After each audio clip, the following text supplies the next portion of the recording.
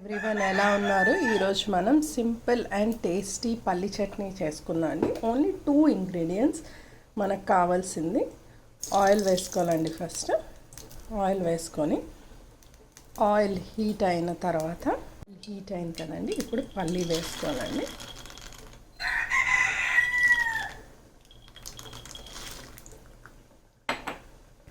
పల్లి వేసుకొని అందులో మీ స్పైస్ తగ్గట్టు కొన్ని చిల్లీస్ వేసుకోవాలి. అంతే, బాగా ఫ్రై చేసుకోవాలి. ట్రిక్ అంతా పల్లి ఫ్రై చేసుకోవడంలోనే ఉందండి. మరీ డీప్గా ఫ్రై చేసేకండి, మాడిపోయేటట్టు. ఇంకా టేస్ట్ తగ్గట్టు సాల్ట్ వేసుకోండి.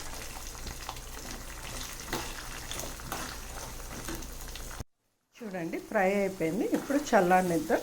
చల్లారాక మనం మిక్సీ పట్టించుకోవాలి. మిక్సీ పట్టిన తర్వాత వేయించుకున్న ఆయిల్లోనే కొంచెం మస్టర్డ్ సీడ్స్, ఆవాలు వేసేసి